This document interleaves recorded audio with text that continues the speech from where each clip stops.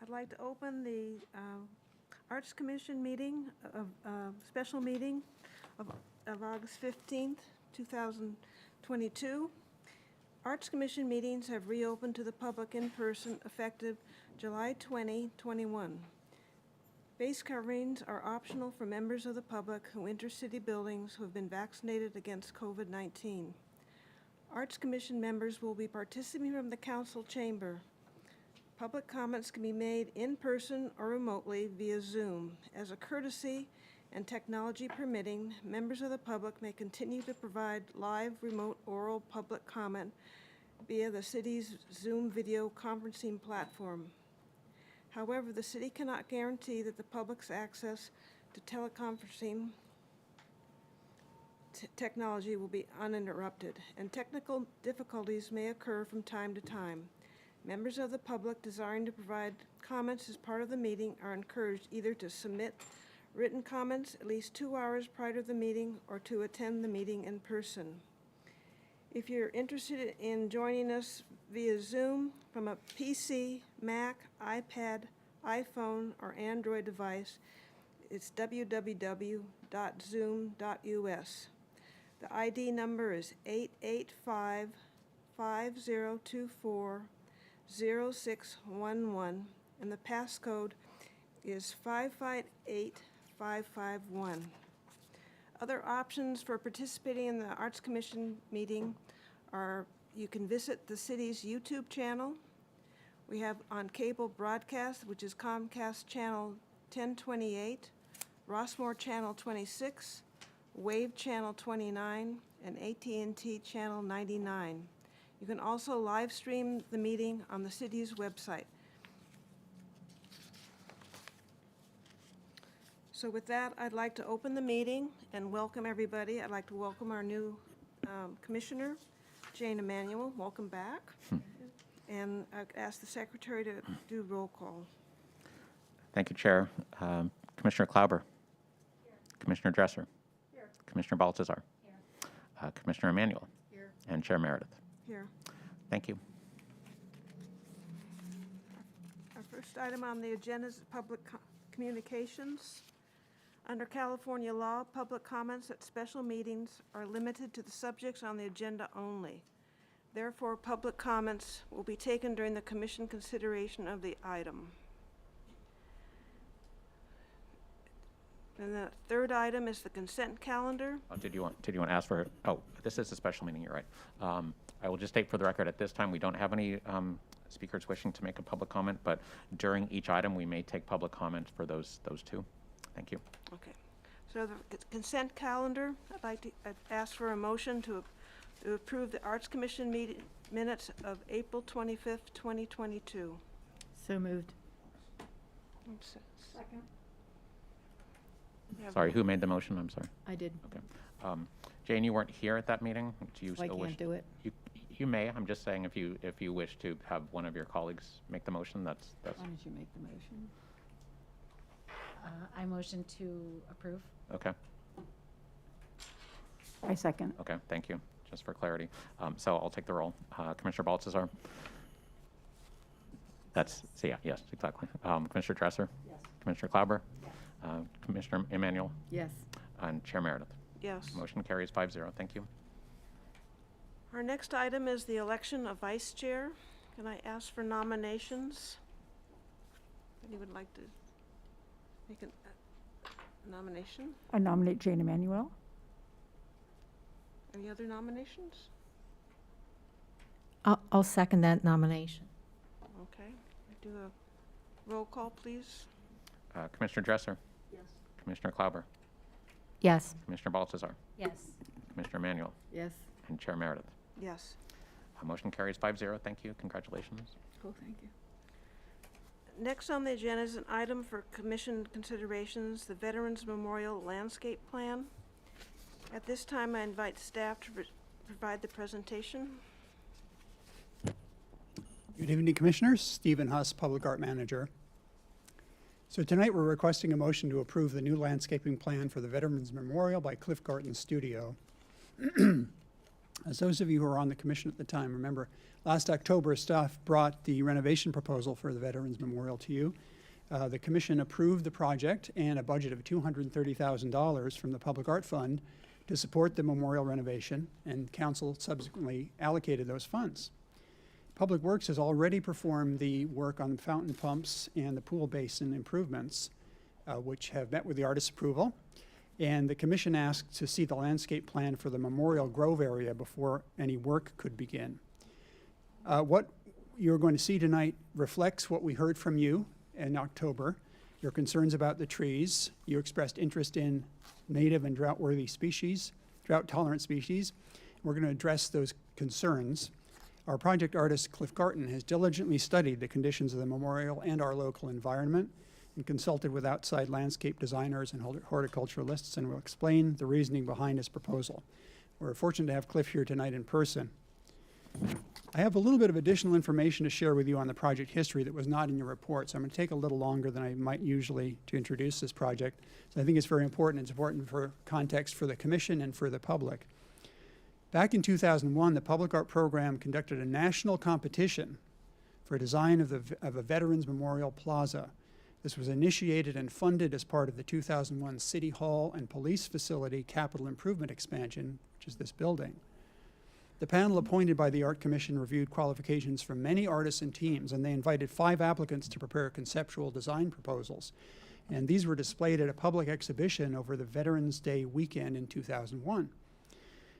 They received extensive community input about the proposals, and after receiving that and carefully evaluating by the panel, the design submitted by Cliff Garton of Cliff Garton Studio in Venice, California, was chosen to be implemented. The panel at the time included the mayor of the Walnut Creek, 2 council members, an arts commissioner, the veteran service officer of Contra Costa County, a cultural planner, and a member of the Bedford Advisory Council. We were lucky at the time to have Cliff take on the project. He was at that time of selection a celebrated public artist, and he's become even more widely recognized since then. Cliff has received multiple fellowships from the NEA and private foundations. He holds an MFA from Rhode Island School of Design and a Master's of Landscape Architecture with distinction from Harvard Graduate School of Design. His studio has created many, many dozens of public art projects across the United States. So a little bit about the memorial. Memorial Plaza is a commitment from the city to honor all veterans who have served our country. It's a major and important civic place in our city. And not only is it a memorial on its face, it's also a place of contemplation and respite, one that is indispensable now in our public landscape. But it is a complex project to sustain, and it has required partnership and support from Public Works Department with Arts and Rec. We will continue our partnership with Public Works going forward, with both departments working for the best interests of citizens by maintaining the plaza. What we have an opportunity now to do is to freshly restart the landscaping with all current players on the same page with the same goals. I do want to point out that from the beginning, the concept of the trees, the placement of trees in this memorial, was that they are in a grid formation like rows of soldiers or white crosses, hence the white trunks, hence the orderly grid. For this reason, a columnar type of tree is necessary, and originally those were white birches. Ginkgo trees are proposed. Cliff is going to give you the details. And Public Works has a lot of experience maintaining ginkgos as street trees, so it's, I think, a comfortable fit. And another part of the concept that's essential is fallen leaves from the ginkgos, placing yellow leaves on the green grasses as part of the visual aesthetic. So pending Art Commission approval, when the project moves forward, the artist will provide a landscape maintenance plan, which we will share with the Public Works to guide the maintenance staff's ongoing care to retain the look and effect of the renovated landscaping in the condition intended. I wanted to just address something. We all were at a retreat last week, and I know one of the things we talked about was our role of preserving the intent and integrity of an artist's work in public art. That's what we're trying to do here in the memorial, is trying to preserve the integrity of the artwork, the vision of the artist that was chosen over 20 years ago through a community engagement process and a public panel. I'd like to weigh in afterward a little bit about species, but first I'd like to turn it over to our artist, Cliff, to present his proposal to you. Good evening. I'm 20 years older now. First slide. One of the concepts, as Steve mentioned, was to create this grid of white trunks that were stand-ins for the idea of military crosses. I think that in addition to honoring the veterans of the area, we were also creating a kind of front yard of the city hall. And so I think in this respect, the memorial not only honors veterans as a Walnut Creek Veterans Memorial, but it's sort of integral to the city hall grounds. It is unfortunate that the birch trees have died, and they've died because they just can't get enough water, and we don't have the water anymore. And so, this was not a selection I made unconsciously. It was Betula jackmontii as a Himalayan white birch, and historically it had done fairly well in this region. But it's not the appropriate tree. And so we're trying to look at what options we have to replace these with a tree which is drought tolerant. Steve mentioned that the city has gone to the ginkgo as its street tree, and I don't know if that's in lieu of the Platanus acerifolia, the London plane tree, or not. But it is a very hardy tree. It's a tough tree, and it doesn't require a lot of water.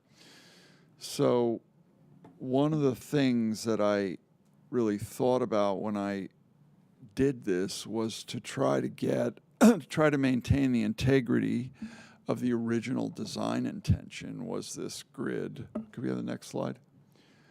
And to do that, I not only, I am a landscape architect, so I know about trees, but I also consulted with colleagues who practice landscape architecture up here, and they really agreed with my choice. And the choice is not only from a climate change and drought perspective, but it's influenced by the aesthetics of the memorial, because this tree has the columnar habit that can be pruned up to, probably this in, I don't know, maybe 20 years would look like that.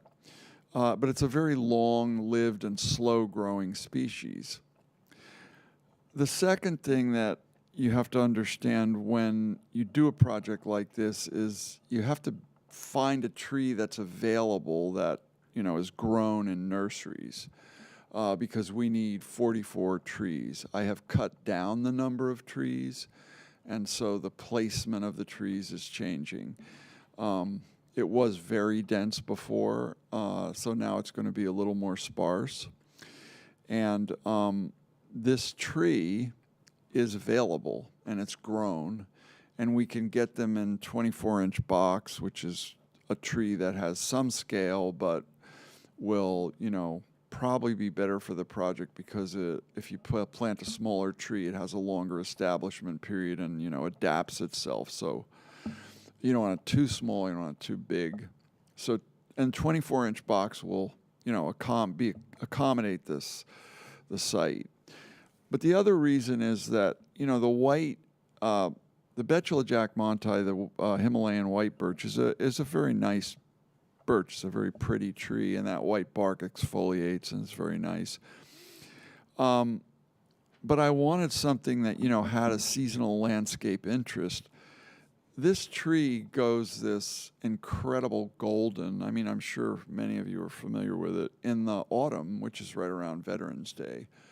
So it has that added punch of the seasonal color at the right time of the year. And can you just keep going? Yeah, it looks like that in the summer. And then I wanted to also change out the grasses to a grass that didn't suck up quite as much water. And the Lomanda breeze was a grass that I also consulted with other landscape experts. One of them is John Greenlee, who some of you may know, who wrote the book on California grasses. And so we believe that's a very good choice. And it will, can you go back to the first slide? It will also establish that really green carpet that isn't a lawn, but has some height to it. First slide. So, yeah, go back. Forward, yeah. I guess you can't see it there, and I don't have a slide. You remember I don't know if you ever remember what the grass was like, but this grass needs to be cut once a year. So you just go in there and you whack it down, and then it grows back. Okay, just move forward now. So we did computer renderings of this new design. That's the Lomanda breeze. And so you can see that the planting is more sparse, and we're just changing the grid, so the grid is a little sparser. Next.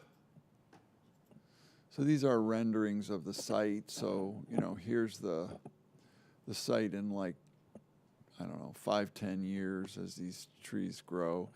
If these 24-inch box trees, I would imagine, are going to be like, a caliper like this, and they're going to be maybe 6 feet, 7 feet tall.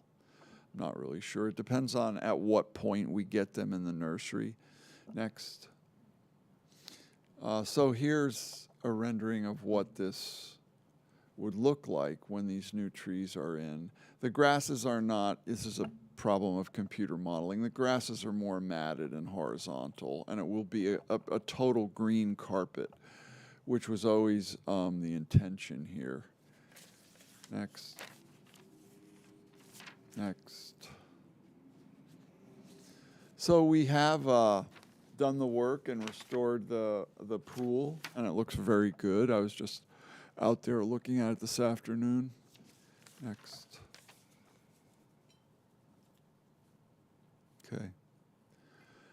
So, I think one of the things that we want to think about in a landscape project like this is this a 10-year project, a 50-year project, a 75-year project? I mean, for me, you're doing a 75-year project here. So you're putting in a landscape that you want to keep around for the next 75 years. The city actually did a good job of maintaining this landscape. It's just that, the trees suck up too much water, and they died. So I think that if we have a good tree, a hardy tree, a drought-tolerant tree that performs those landscape functions, but also is within the aesthetics and the intention of the memorial, then we've restored the piece to its original intention. So I think the way to look at this is what is a really long-lived tree that has this columnar habit that is drought tolerant, and that's what we're really trying to do, and that's how I came up with this tree. So that is the landscape, and the next phase of this project would be to change the lights and get a light on every tree.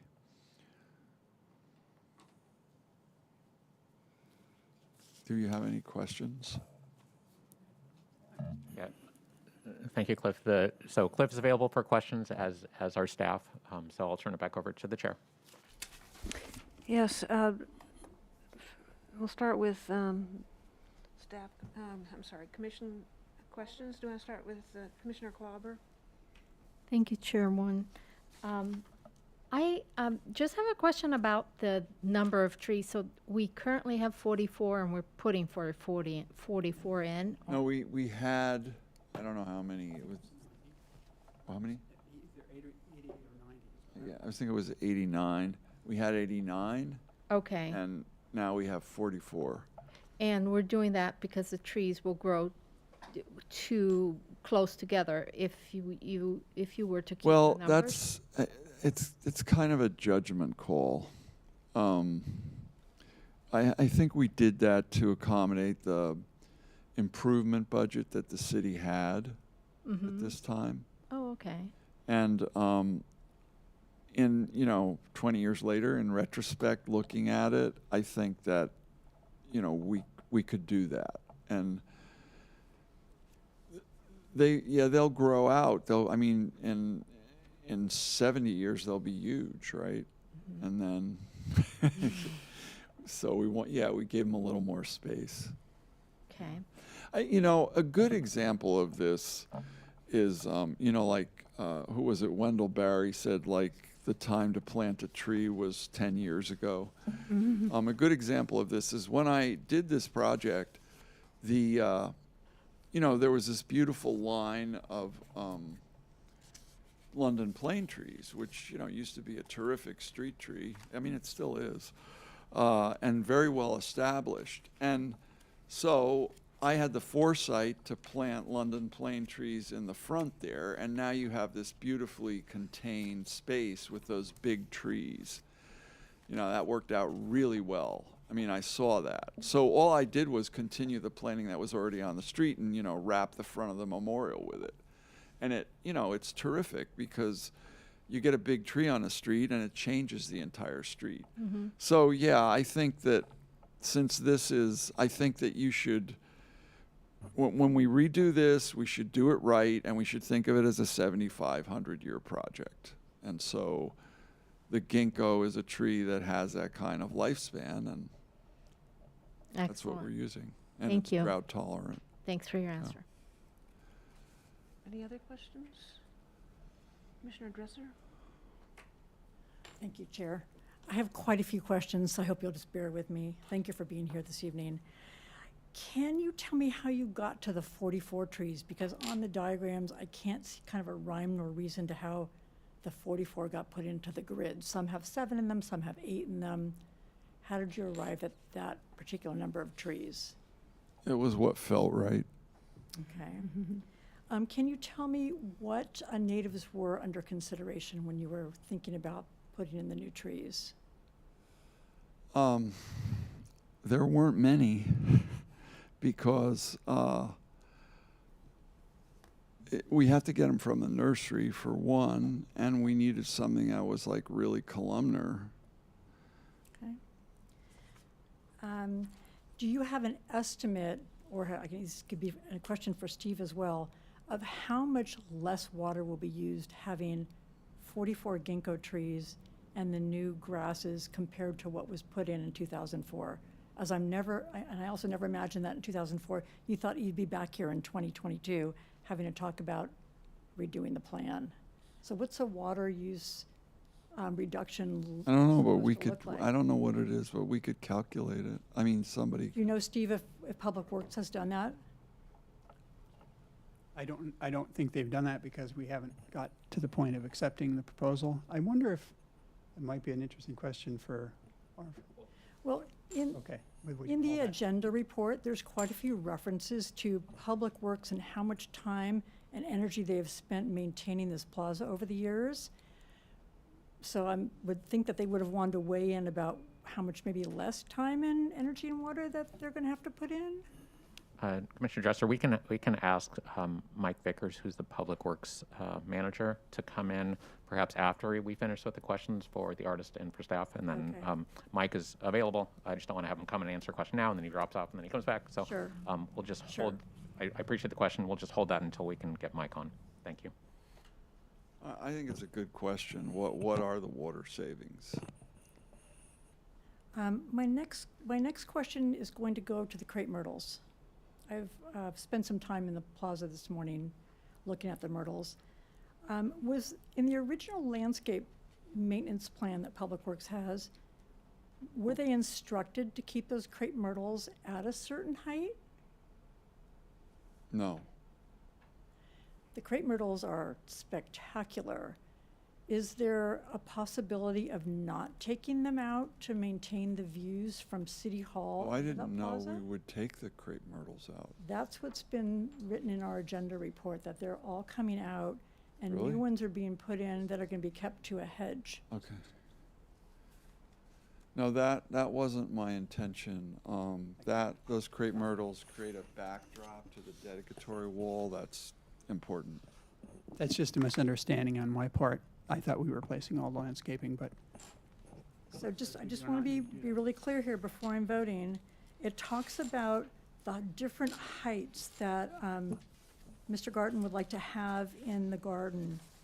And it starts with the sycamore London plane trees, then goes to the ginkgo, then goes to the crepe myrtle hedge, and then goes to the grasses. So is that no longer accurate? It was my intention that crepe myrtle be maintained as a hedge, Okay, but it wasn't.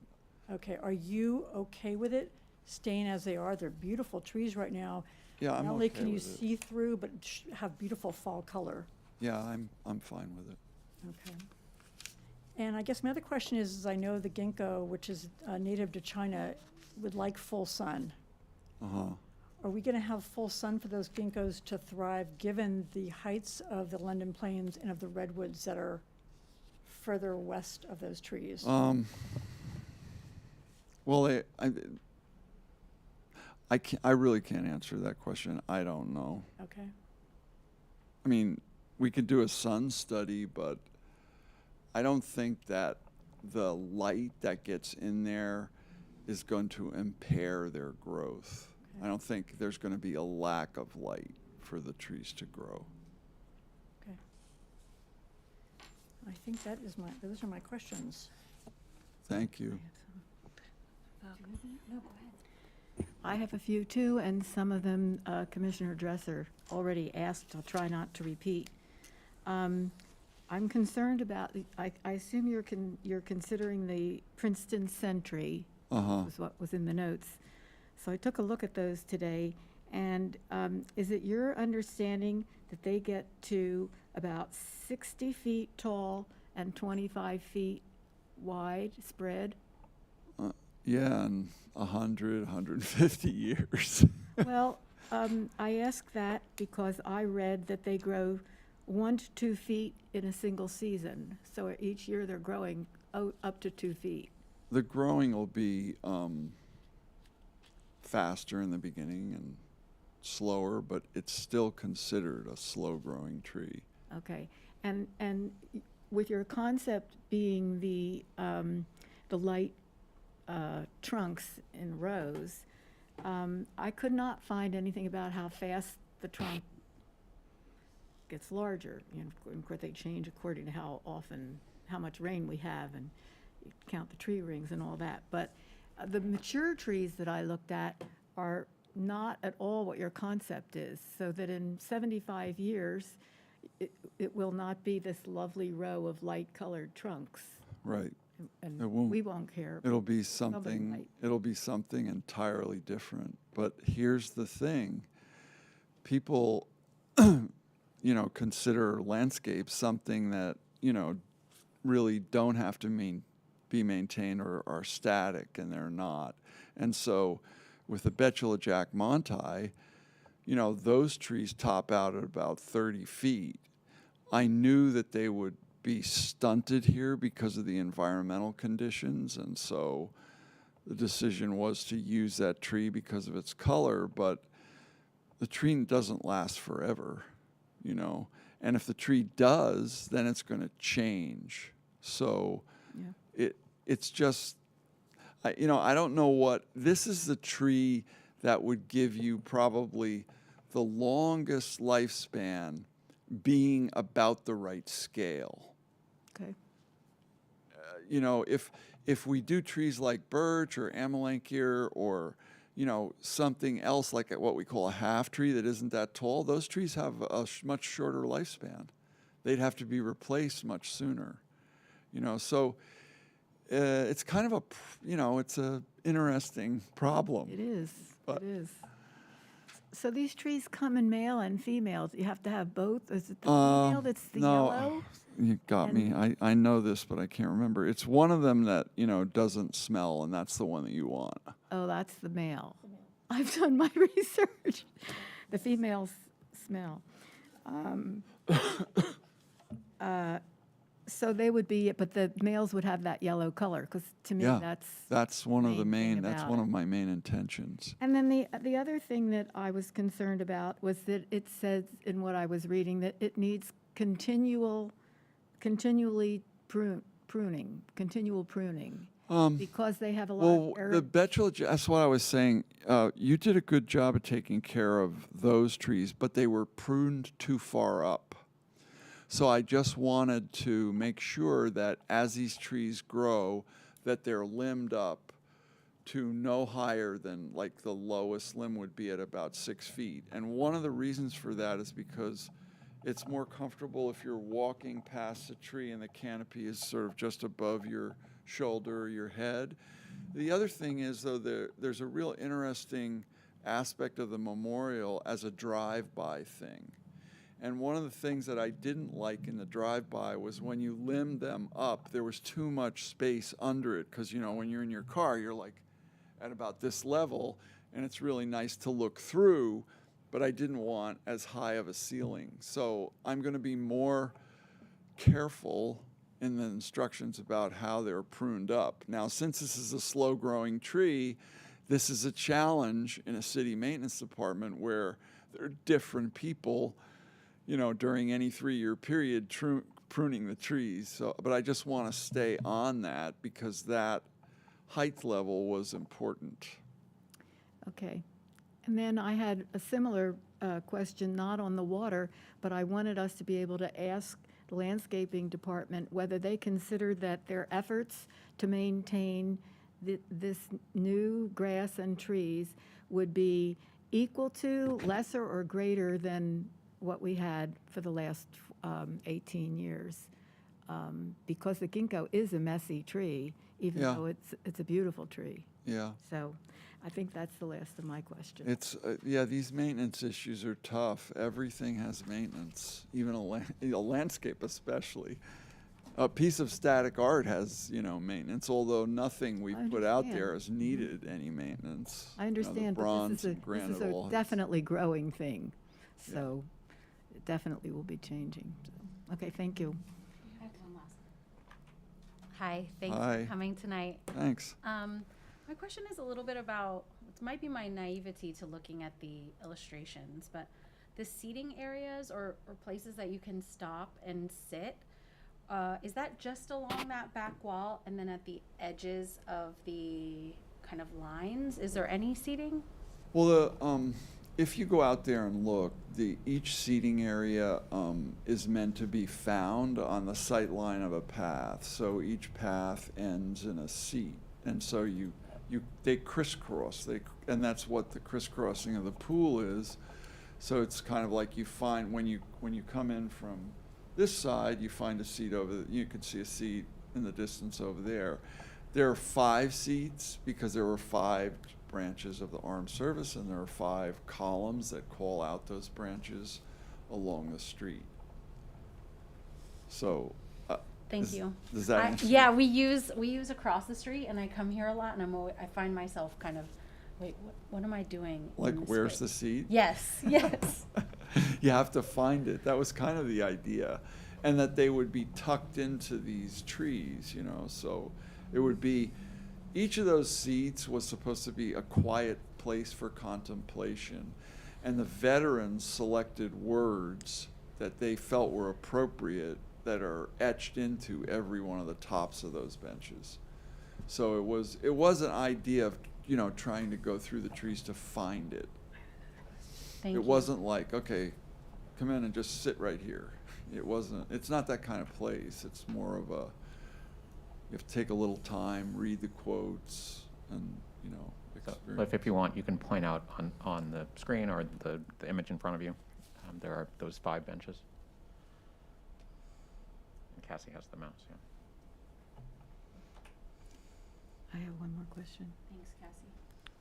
So you see that one, if you're on, I don't know where, that's north, right? So that's the west side. When you're on the west side, you're looking for a bench on the east side. When you're on the east side, you're looking for a bench on the west side. The path is supposed to carry your sight line across the pools and get you to walk across the water like that.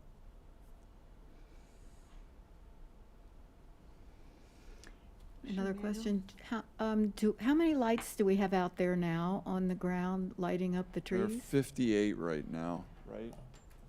58. And what kind of a maintenance problem has that been? So we are, the lights are, most of the lights are working. What we're working on now with Cliff is a plan for how the lights are going to effectively illuminate the trees in the new location. So that's to be determined. So we are working through that with Cliff and Public Works. What was the year that they were replaced? Do you remember? In 2016, many of the lights were replaced, so most of them do work. Do we need a light on every tree? Yeah. The concept calls for a light on every tree because you have to light the trunk. Okay. So we have to place, the new lights have to be placed, further away because we're planning on a long time, the trunk's going to expand. Hairdresser? A question, I think, for Steve or Kevin. Does Walnut Creek have an arborist on staff with Public Works? Yeah, the city contracts with an arborist, and I'll have Mike Vickers speak to that. But Okay, yes, thank you. between the staff on the city payroll and I believe a contract, we have people who have expertise in trees, but yeah, I'll have Mike address that. Have we had the arborist look at this plan? I don't know. I'll have Mike will come on, and whenever you're done with questions, we'll have him address that.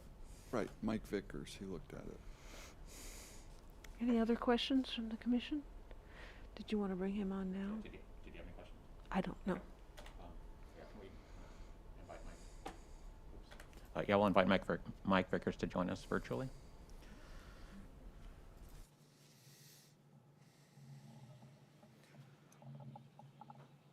Oh, and Mike has promised that he'll be here for the next 3 years, so for sure. In fact, I was hoping I'd be here as long as the ginkgo trees. The next 75 years would be wonderful. So, good You're evening, not gonna make Commissioners. it, Mike. They're going to outlive you. So, Mike, thanks for joining. The questions were, and I'm just going to summarize the topics. Water that may be saved with this new plan, the height of the crepe myrtles, the amount of sunlight on the trees, the plan for maintenance pruning, the amount of maintenance effort that would go into this new plan compared to the prior or the existing plan, and then the question about the arborist. Thank you. I'll repeat those if you need me to. Yeah, okay, great. Thank you, Kevin. And good evening, Commissioners. Happy to be here. And Cliff, I met with you and the art staff probably 6 weeks ago, and appreciate the design from a public works standpoint. We're excited about the overall design. Reducing the trees from where they were down to the 44 makes absolute sense to us. The fact that we are basically irrigating turf right now because the birch trees, for the most part, have declined and not really absorbing any water. There'll certainly be a reduction in the water. So I also wrote the questions down, Kevin. If it's okay with you, I'll just kind of go through my list to keep me on track. There was a comment early on about ginkgos being the city street trees. We do have ginkgos in our streets. For example, we have one on Civic, but our street trees, however, vary based on the environment. So we definitely have ginkgos, but that's not our go-to necessarily street tree. In regards to water savings, as I just mentioned a minute ago, we're basically irrigating fescue grass out there right now. And I haven't done a study, but I feel comfortable sharing that there'll be a 30% to potentially a 50% water reduction in the area. Some of that will depend on how we go about moving forward with the irrigation. Basically, are we going to be installing drip, or are we going to be doing overhead irrigation, meaning sprinklers, or a combination of both? And we talked early on with the artist about this. We're certainly going to be providing additional drip to the trees. However, I can't remember with the ground cover if that's getting overhead spray or not. But regardless of whether or not it is, I feel comfortable to say that there's going to be at least a 30% savings overall in irrigation. When it comes to the crepe myrtles, if the artist desires those trees or multi-liter shrubs to be reduced down to a hedge height, we can certainly talk about that and maintain it. It is an art piece. We're here, Public Works is here to support the Arts Department no differently than we are any of the other departments. In regards to full sun, I agree with the artist. It's difficult for me to stand there and be able to share with you 100% whether or not it's going to get enough sun. I do feel that there is going to be, from a personal standpoint, that there is going to be enough sun for those trees to flourish. And if in the early years we need to go through and do some heavier crown thinning of those London planes in order to provide that additional sunlight, we can certainly have that discussion as well. Maintenance from basically when the birch trees were active and healthy compared to the new design. Early on, I see the maintenance levels decreasing. Let me back up. I see the maintenance levels similar to where we are today. The ginkgo trees, as all of you know, are deciduous. There's obviously much more leaf litter and those types of things that need to be cleaned out of those ponds and out of the filters for a month or two while the trees drop their leaves. We currently spend 3 to 5 hours per week maintaining those pumps and that landscaping. Some of that, and I know that this wasn't the initial intent of the design, but we do mow that area periodically. We won't be mowing, we won't be picking up clippings and those types of things in the future. As the artist described, it'll be basically trimming those those grassy plants once a year. And in regards to pruning the trees, we'll work closely with the artist. At the initial pruning stage, obviously, if you prune too early, the tree trunk grows up, and as do the branches. We do have a consulting arborist, a certified consulting arborist on staff. We also have a field staff member who's a certified arborist. So I feel comfortable with the knowledge that Cliff has, the individuals that he's reached out to and that are involved in the design and the selection of the species, along with our in-house staff and our consulting staff. I think we're covered all the way around when it comes to art, to our consultants, and the background when it comes to tree maintenance. In regards to sharing the plan with our consulting arborist, I have not done that. I do feel that maybe it'd be great to pass it by him and then follow up if there's any challenges, but I don't, I've been in the industry long enough, not that I'm an arborist, but I've been in the industry long enough to be able to give you my professional opinion that I think this is a good design, and we'll be in good shape moving forward. Kevin, am I missing anything? I'll just ask the chair if there are any other questions for Mike while he's still on. Any questions for Mike? Commissioner Dresser? Yeah, Mike, there's at least one more from Hi, Commissioner Mike. Dresser. Thanks so much for being on tonight. It really helps. The grasses that Mr. Gartner are proposing look beautiful, and it's great that they're only going to be mowed once a year or cut once a year. How will your staff get the, I'm going to say, constant amount of leaves out of them? We have one in plane trees at our house, and they've been dropping all summer long. That's different than the fall where they're dumping for about 2 months. So you're going to have plane trees dumping, crepe myrtle goes pretty quickly. I don't know how fast the ginkgo drops their leaves. But I would say you have a couple of months there having to get a lot of leaves out of the landscaping. And how do you guys deal with that? And I can see today the pools were beautiful. Your staff did a great job having beautiful pools today. But that's a lot of leaf litter in the pools, as was the birch, I know that. Yeah, and we're going to continue to have, the maintenance in regards to maintaining those pools. And the biggest thing for us is when they get into the filters, it's getting in there and cleaning out the filters. But we've been generally doing that for, the past 17, probably for the last 15 years or so.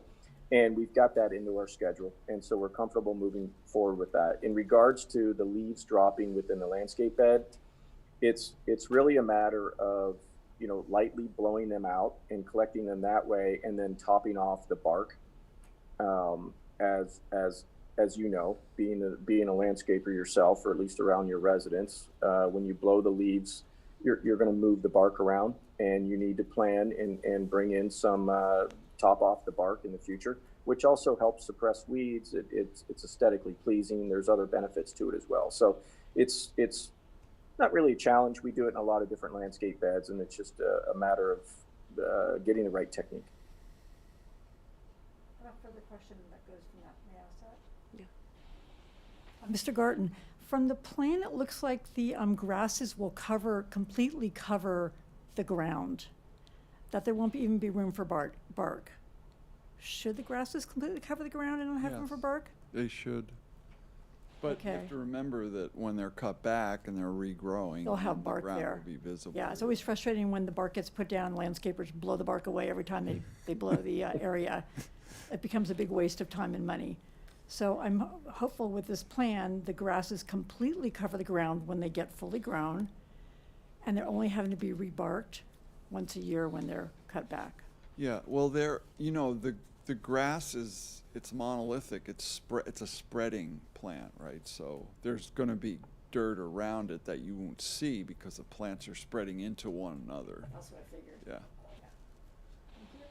Yeah. And when sorry to interrupt, but even at that point when the grasses are mature, the trees are mature, and the leaves are basically dropping within the grasses, we will just generally blow off the top of the grasses, or give it a brief shaking with the rakes, and some foliage will fall to the bark, which will be unseen, and we'll pick that up after we prune the plants something along those lines. We have a number of different landscapes throughout the city that we face the same type of, I don't want to use the word challenge, same type of effort that is needed. Any other questions? Okay. This is related back to how many trees, my initial question. So if this tree grows to be as wide as 35 feet across, then wouldn't 44 be too many for the space? You mean 35 inches? Yeah. Talking about the height or the width No, of the trunk? at maturity of when the tree, the top of the tree expands, it could go from 20 to 35 across. So wouldn't that be too many trees for that space? No, they're columnar, and they don't expand the way a regular ginkgo would. It's columnar, so it does keep that habit. But even if it keeps the habit, wouldn't it be too wide? No, I think that if you ever go to the forest and walk under the forest canopy, you see all the trees growing into one another. And that was the reason I chose so many birch in the beginning, because I wanted it to have this really intense canopy that you walked under. And I wanted that density. And it also, for the Betula jackmontii, that would help in terms of, their growth pattern and holding the moisture and everything. That's all a whole different scenario now. But yeah, they may, expand a little bit. And,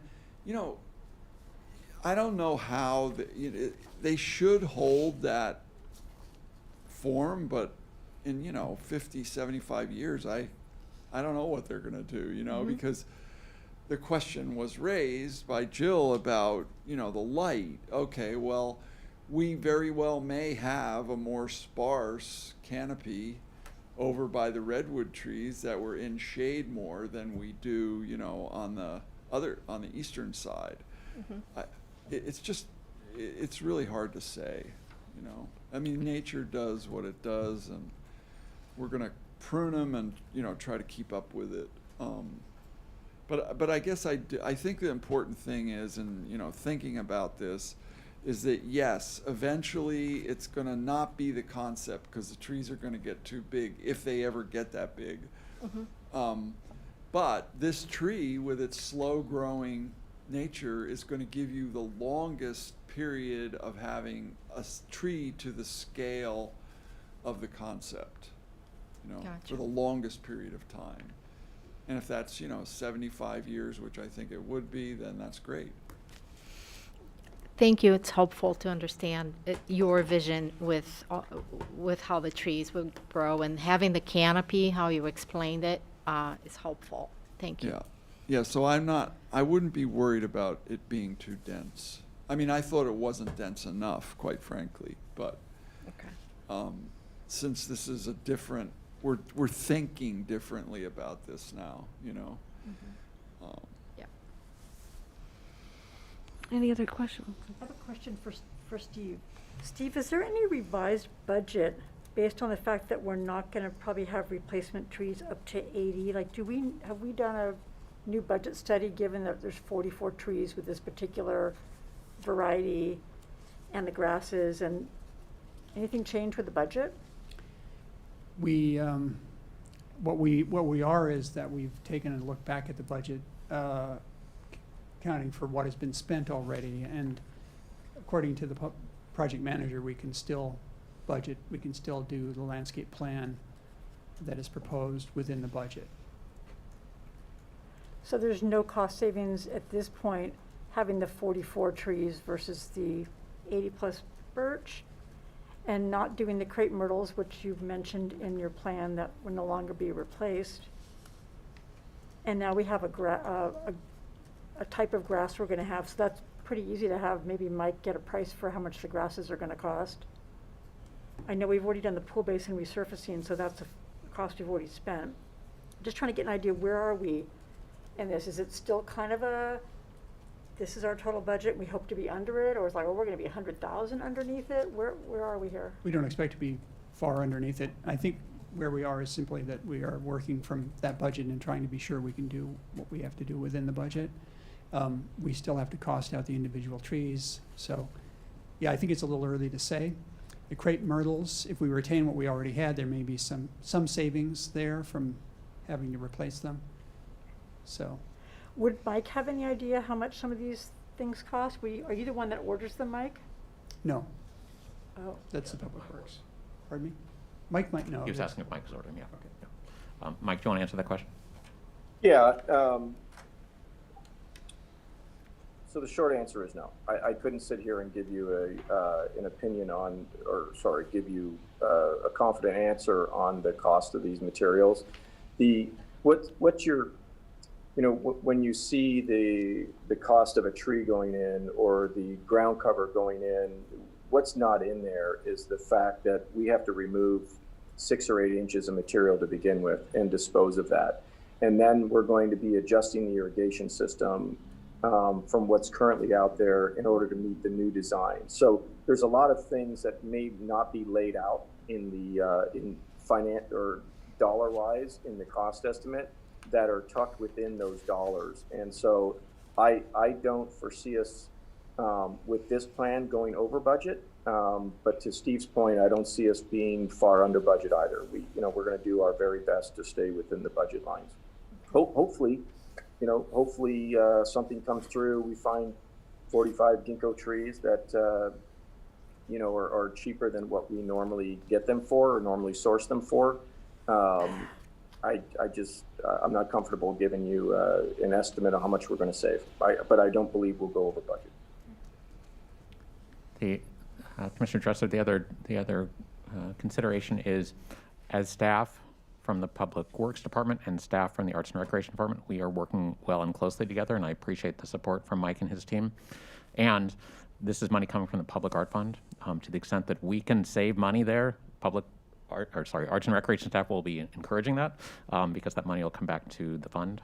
So we will do everything we can to save, not just because it's public monies, but because it's public art fund. So, but we'll work closely with Mike and his team as we have been all along. So we look forward to that. Any other questions? All right, now I'd like to ask for public comment. Yeah, Chair Meredith, we do not have anyone in the chamber or online wishing to make public comment. Thank you. All right.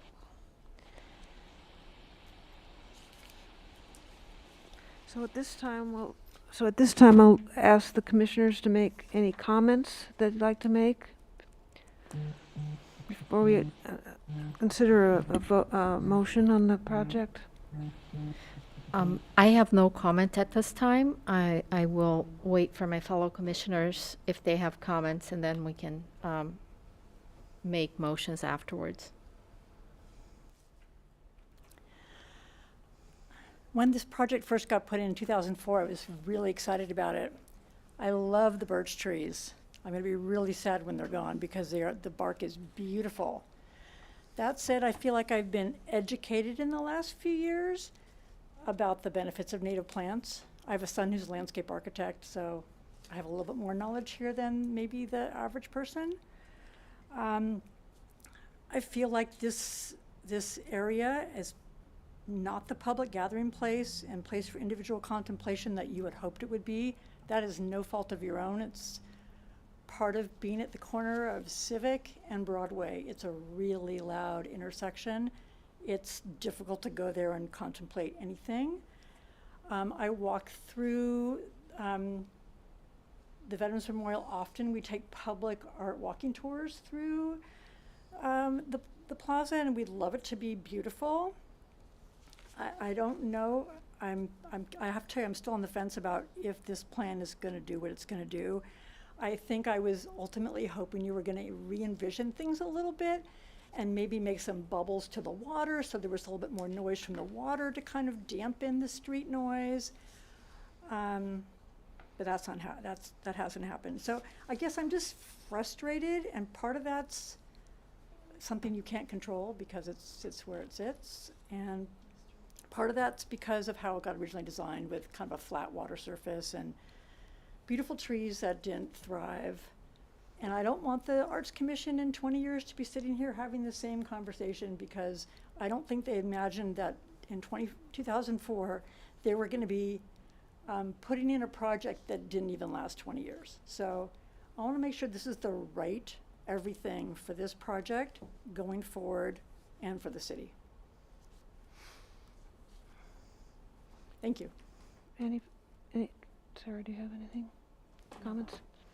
Commissioner Manuel? No. I don't have anything to add, but I agree, and you put it beautifully. I think this plan is wonderful. I love the ginkgo trees. I think the whole concept of especially in the winter around Veterans Day when they're in full color, and they're going to make this this column of color, and that they're really going to enhance that whole area. And I'm also looking this as not just a landscaping plan, but as this as a work of art, and I think it's important that we preserve the original concept as much as possible, and we look at this as a preservation and maintenance, and making sure that whatever does go in there is consistent with the original concept for the project, because it is a work of art, is not just a landscaping plan. So I appreciate that. And so I'm really happy with it. I love ginkgo trees, and I think they're going to be a real asset to the whole downtown. So thank you very much.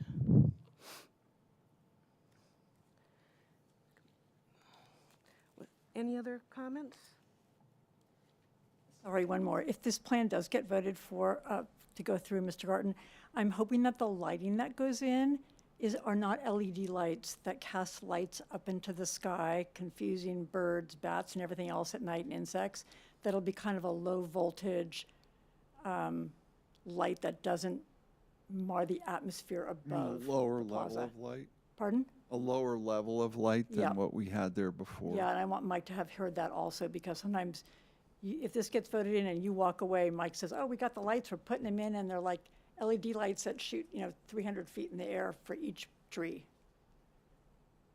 which Yeah, we don't want. Ideally, the light is supposed to be aimed at the trunk, and then the light stops, the canopy stops that Great, skyward movement. good. They have to be set right. Yeah, thank you. How did you feel about the light before? You know what? I didn't notice it when I walked around today. I saw huge lights kind of near. Yeah, those were the lights that have Specific- always been there. I mean, do you remember the feeling that you had about the lighting? No, I don't. Yeah. And maybe it's I don't go by. Yeah, I don't think go it by was. every I don't day. think it was overlit, but I do think that just in terms of dark sky, that the canopy was catching the light. Okay, yeah, we do. We want dark sky. That's the key. Right. Thank you. Would somebody like to offer a motion?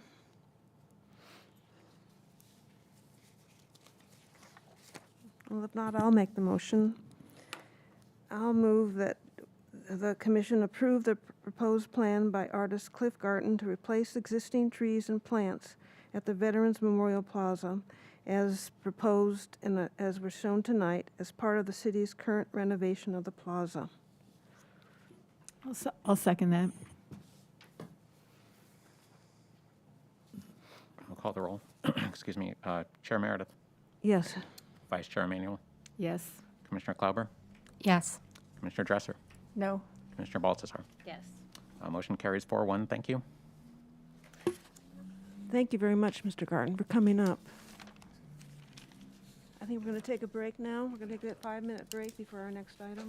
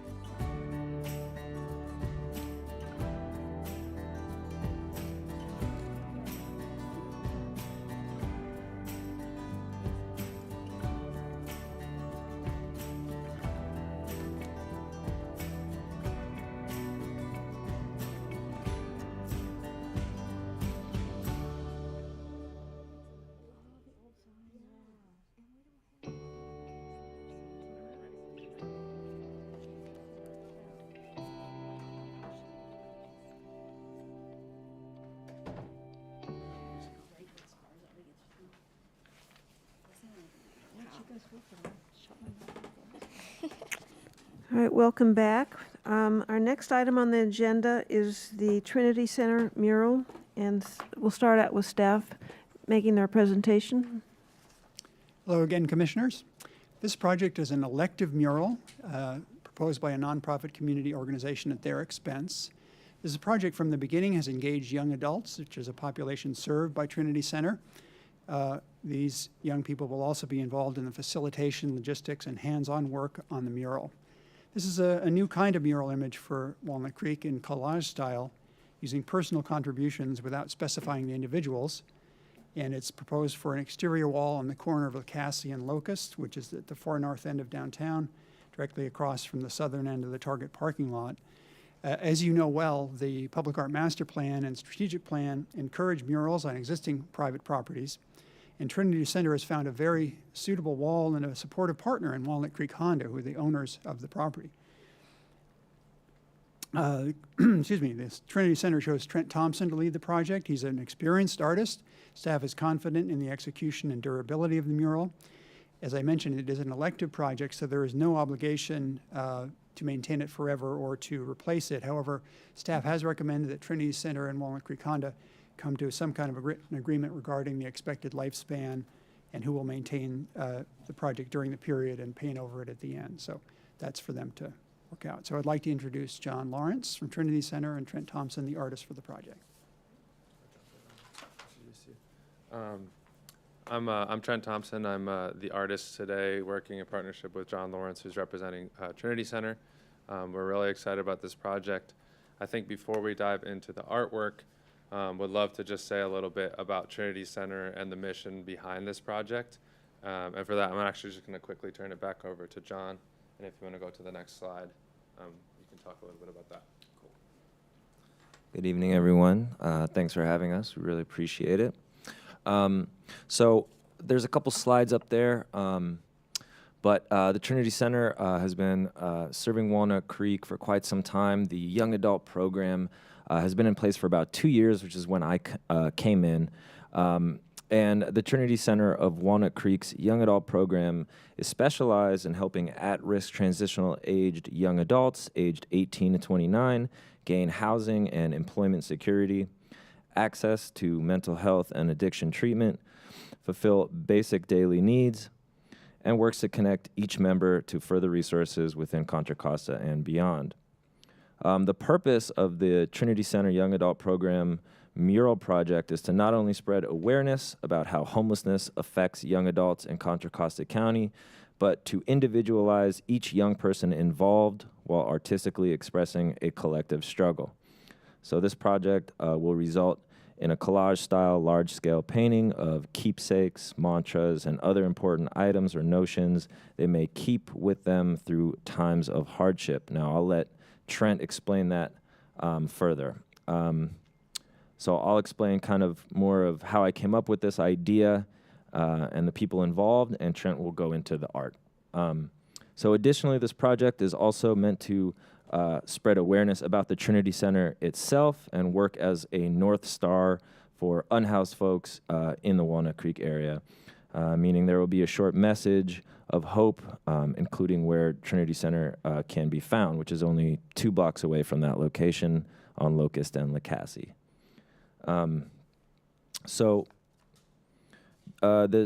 These young folks are going to be involved in a couple different ways. First, Trent has interviewed each person involved and got the, sort of the short version of their life story and which factors led to where they are now. It will include any member's overall artistic vision of the final product, and each member involved and interested will be asked to help both prep the space as well as apply the finishing coats of protective seal and or, get supplies during the actual painting, food, that kind of thing. We plan to have an unveiling day and invite local news outlets to cover the story. Any participant involved will have a chance to talk to local news anchors about what the project might mean to them on a personal level.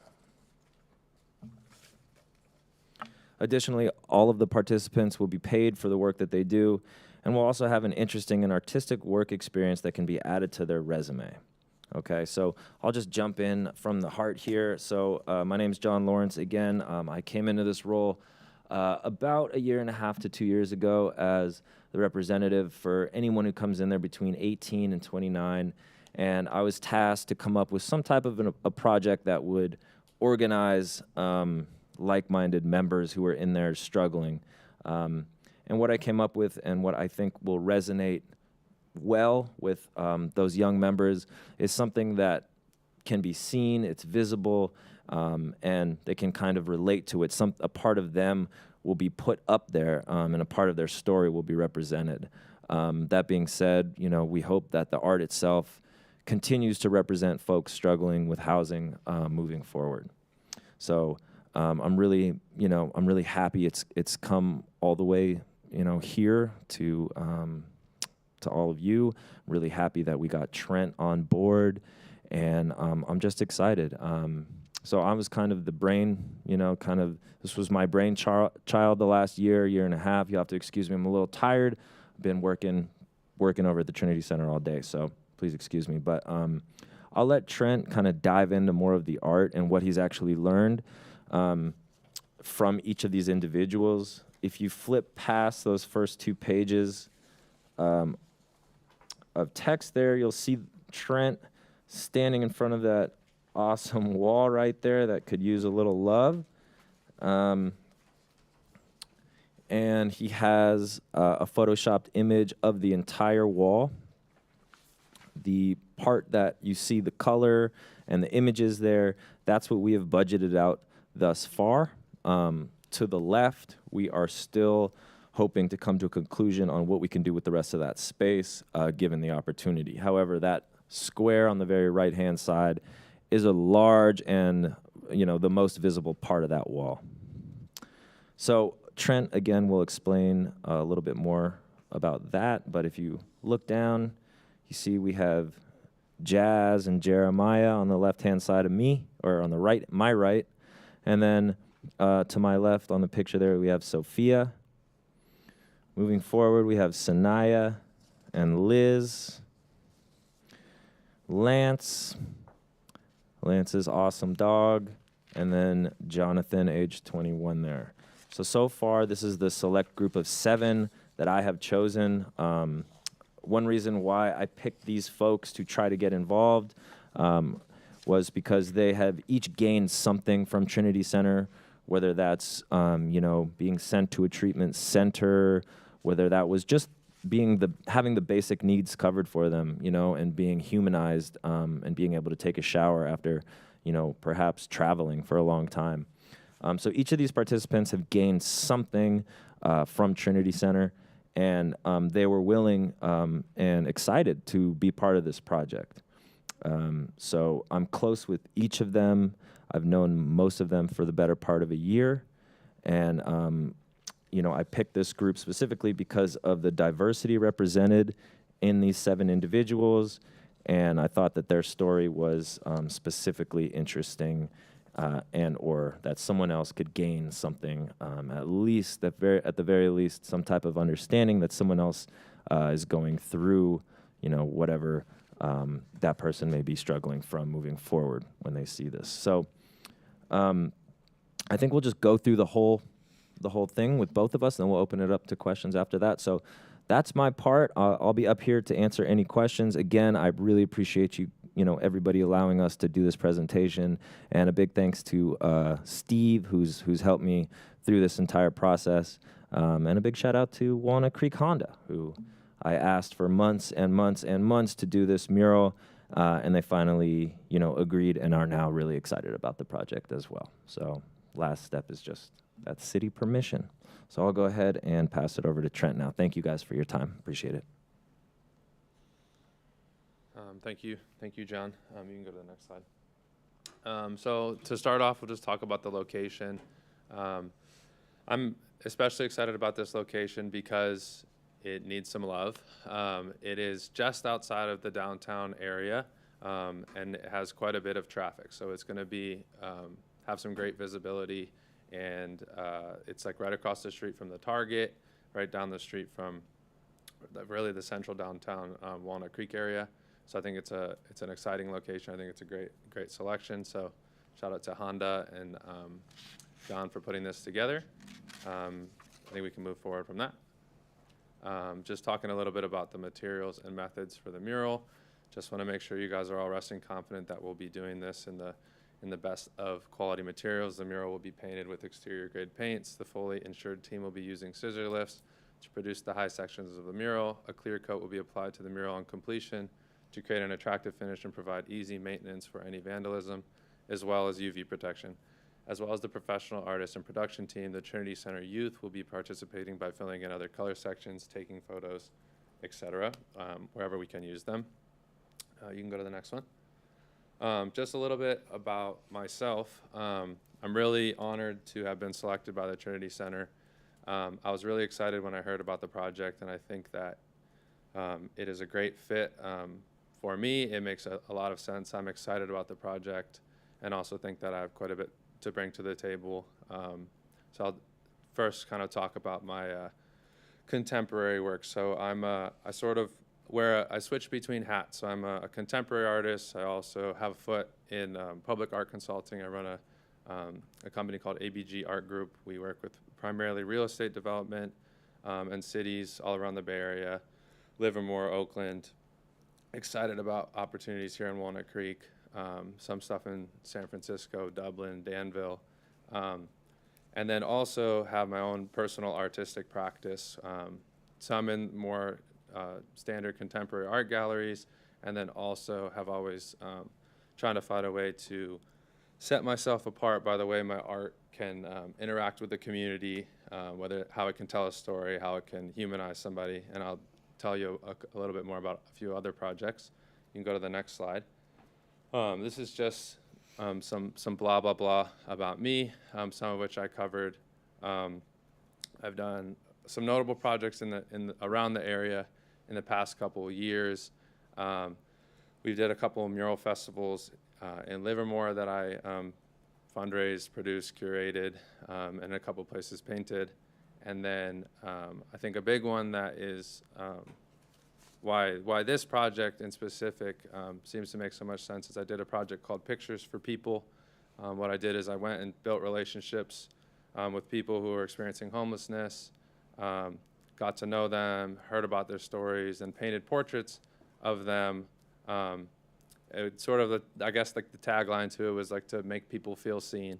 So just went and made some friends and then painted portraits of them, and then hosted an auction where we sold the paintings and then used the proceeds from the paintings to then address a specific need of each of the people, the subjects of the portraits. I did that a few years ago, and I've really been looking for the next opportunity to do something in the same vein, and I'm really excited to be partnering with Trinity Center in this. You can go to the next slide. This slide is more about the aesthetic. My goal here is not only to create a community-based storytelling mural, but also to create something that's compelling just from a aesthetic standpoint, from a contemporary aesthetic standpoint, something that even without the story can stand alone as art for the sake of art that people find visually appealing and impressive.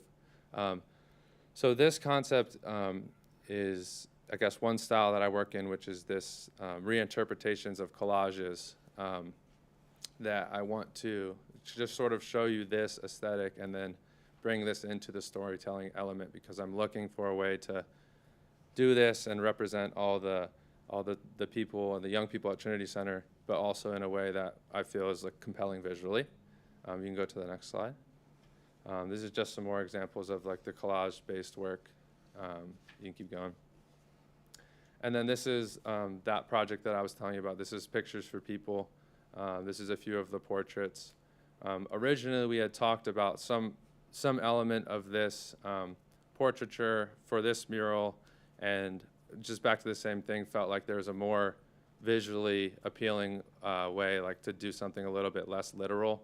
But this project very much speaks to the heart of why I'm excited about this Trinity Center project, and it's been great to learn about what Trinity Center has been doing. And when I first heard about it, it's been great to meet some of the young people there and work with John and hear about their passion and the amazing things they're doing in the community and the resources they're providing. You can go to the next one. So yes, I've sort of been alluding to this, but really want to talk about merging these two concepts, like to have something that is contemporary, appealing, aesthetic, just for the sake of art itself, but also to merge that with the storytelling elements that I try to infuse into my work anyway. And I think that we've come up with a concept that does that well. You can keep going. This is the working concept for the collage mural, which will be 2D. When I say collage, it's like inspired by collage, but it's going to be painted, just all painted. But essentially, by utilizing symbols and personal messages, the mural can be a truly contemporary concept while containing powerful messaging and inspiration for those who choose to look farther. This design will evolve as more stories are represented. The community will also be involved in the production by helping block in colors. We kind of went over that. So I wanted to bring up a few examples from stories from the phone calls and meetings that I've been able to have with some of the young people that John selected from Trinity Center. So this is an example. This is Jonathan. Jonathan sort of was one of the catalysts for the main theme of the mural, which I wanted to be a sign of hope. And Jonathan sort of like, he said he just wishes that the mural, could bring hope to people who are passing by. And so this sort of got this idea rolling of like using people's mantras or things they carry around with them, or visuals that remind them that are signs of hope for them, or hope and perseverance. And all the different stories I've heard from the Trinity Center youth, I think that's something that can relate to everybody in their own way. So with Jonathan, his idea was this light of the tunnel, and I wanted to have that visually represented. And he also had a mantra that he always says, it can't rain all the time, was his sign of hope, was the thing that he brought with him. So you can see Jonathan, a little bit about Jonathan, and then how Jonathan's mantra is then incorporated into the mural. And I'll go through a couple more of those if you want to keep going. The next, you go back one. Yeah, the next conversation I was able to have was with Lance, and all these people were also in the packet that John gave you. Lance is sort of the traveler. Lance is a a wandering man who's like walking all across the U.S. With his dog, who I also got a chance to meet, which is just the most adorable dog. But Lance's mantra was onward. Just always says like onward, onward and upward.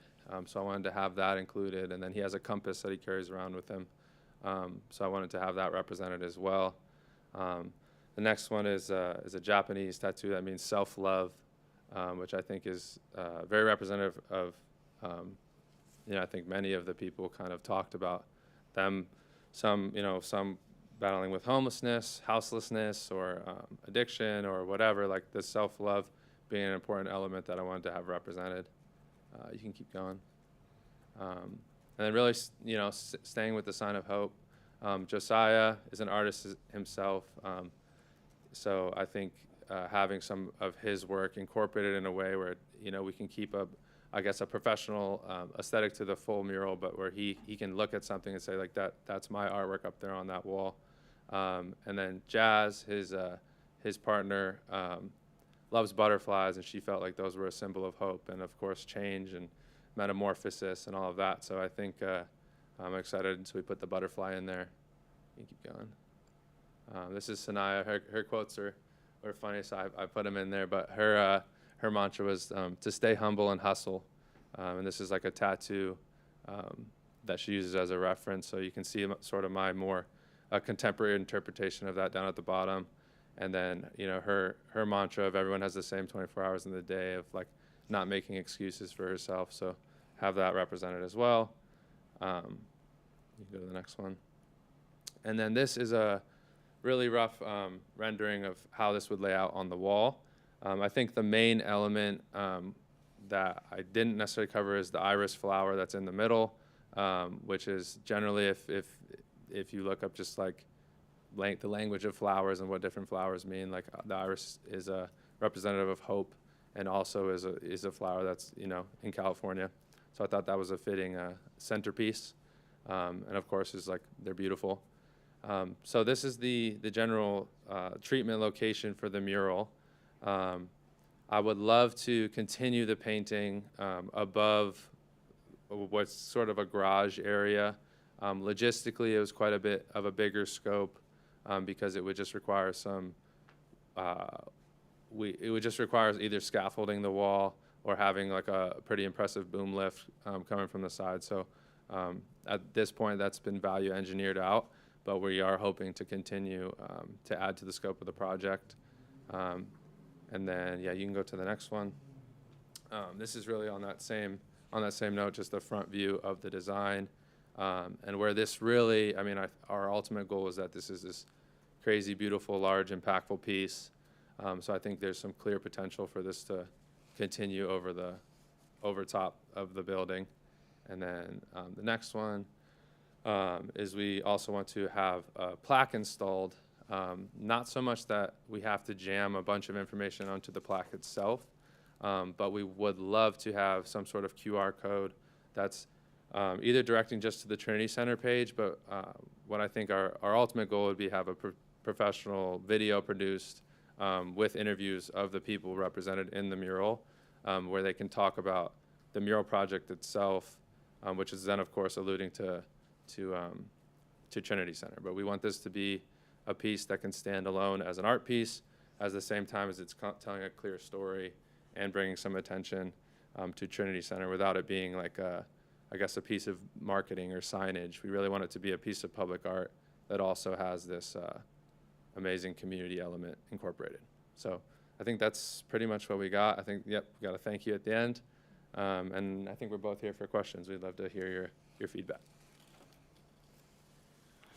Start for questions. Thank you for your presentation. Thanks for being here. I had a question which you just answered. So I think I'm going to pass this on until I get to my next few questions. But go ahead, the next person next after me. Thank you. Great presentation. Thanks for coming tonight. And sorry you had to wait for 2 hours to be able to speak, or whatever. Maybe it was an hour. How did you find each other? How did you get connected? You take it away. Okay. I actually grew up with a mural artist over in Berkeley, and I considered his art with Mr. Huss. And the website he has associated with him, though he is a wonderful artist, was a little bit more corporately driven, and it kind of appeared as if he wasn't as into community work as Trent. So Steve suggested, before I, call this other artist, that, I look at Steve's work and see what he's about, which I loved, and I love his work, and I thought it was a little bit more fitting. So through Steve. Next question is, it looks like you're going to have the whole wall painted, even the part that you aren't going to mural. Is that true? That's the goal, yes. Okay, good. The third question is, were there any other walls that you were able to consider for this mural, or were you pretty locked in on the Honda? I mean, it's a pretty ugly building, so it's a nice upgrade to the building to have that wall painted and to have some art on it. But did you have any other walls you were able to consider? I drove around and marked a few walls that I personally thought would benefit from a mural. This was my number one choice, and it was just months and months of contacting the vice president over there. His last name slips my mind, but it was a lot of back and forth between him and I for months and months. They were always on board. They always liked the idea, but I just couldn't lock him down for long enough to get the written permission until I did. And so, yeah, it was just me bothering him for a long time. Thank you. I think the collaboration and integration of community members is a really great initiative, and it's super important not only for the people you serve, but the city of Walnut Creek. So your brainchild is a great idea. I really also think that the collected artifacts from your participants make a really beautiful story and a learning experience. I think my curiosities are, what is the current project scoped at? What would it take to finish that wall? It sounds like you're going to go in and prime and then hopefully get enough for really impressive scaffolding. And then, first that. So you're asking for numbers, like I mean, how much would it I'm be? just like roughly, is it like after you tell the story from this campaign, can you get enough to finish the rest of the wall? Or Yeah, I think the way that I've sort of been, I guess, consulting Trinity Center to look at is like, let's get phase one funded, so where we can confidently say this is happening. And I think it's an exciting project where we'll then be able to be like, okay, phase 2 is we're painting this extended section, and phase 3 is we get a bronze plaque, and phase 4 is we hire a professional video team. So I think all of those things come with their own price tags. I think as far as like the scaffolding, potentially it's something that we could find someone to do in kind as a donation, but I think generally scaffolding a wall like that is going to be a few $1,000s. And then also we have to account for the additional painting time. Certainly no one's trying to make a bunch of money. Like, this is not a crazy lucrative project, but I think there's some additional cost in the actual painting time and the scaffolding or the lifts, and then based on what we do as far as the QR codes, whether we do like a simple printed on metal thing, or we want to do something really classy and have something created out of poured out of metal or something like that. It's just going to be dependent on the numbers we can get. So I don't have like a flat number for you, but no, that's helpful to think about the project in phases. And I say that because I would say I love this kind of new mock-up versus what I had in my packet. And I say that because the message of hope, onward, and it can't rain all the time, I mean, those resonate with me, especially through these last few years. And they can be missed based on car placement or parking. And so I was just thinking, if we only have phase 1 for a year, or hopefully, what might we be able to do to remedy that those kind of the type across everything is a little bit more front facing. appreciate that. I think certainly I think we would definitely invite additional funding, whether that's private or from the city or whatever. I don't think we would, if we were able to get that way, I don't think it would need to wait a year to do phase 2, I think we're ready to roll on the whole thing if we can secure additional funding. But even if we can say that the city's approved it, maybe that helps us go secure funding privately. But yeah, we're excited about doing more as well. Thank you. Commissioner Emanuel? Yeah. I'm concerned about the kids or the young adults. What will come, how will you serve others that are coming through? And what will you do with these young folks when this is done to keep them involved and moving forward in their progression to their next stop? I'll take that one. Well, that's a question I kind of struggle with daily, and I think, you know, as a society, we struggle with that question too. And I am someone who am trying to do all the frontline works, you know, work that I can possibly fit into my schedule to keep these folks in, you know, continuously involved. Those 7 folks up there are not recent people that have dropped into the Trinity Center. You know, they have stayed connected with me through different resources and an interest in this project. So, you know, all I can do is be there as a resource for them and answer their call and try to point them in the correct direction, what's best, you know, for them. You know, whether that's just mental illness or whether that's housing or employment, just stay tapped in. And, you know, I don't plan to leave this job anytime soon. I see it as a kind of a mission for a while. So I can assure you that, you know, I'm going to do everything I can to keep them engaged. But it's a question that is tough. And there are a lot of people that drop off. You know, they come in for a day or two, and then I never see them again. I try to reach out, but, you know, that's a whole issue in itself. So that question is kind of a microcosm of the bigger question to me, which is what can you do in general to keep people in the right direction, which is it's a tough one. I have a question. So how long is this mural anticipated to stay up? Yeah.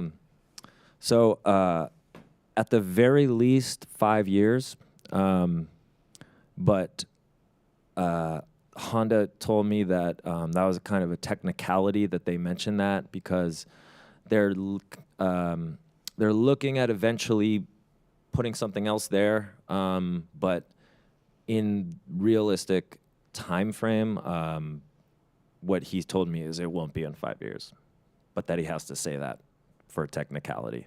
So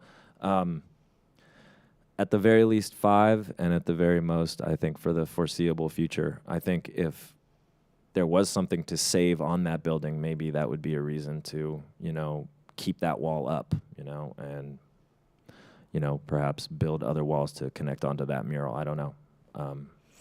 At least 5 years would be my answer, which And doesn't sound like long, but he assured me it would be longer than that. And so let's say that wall is taken down for whatever reason, then, well, even regardless of that, what are your plans going forward after this one?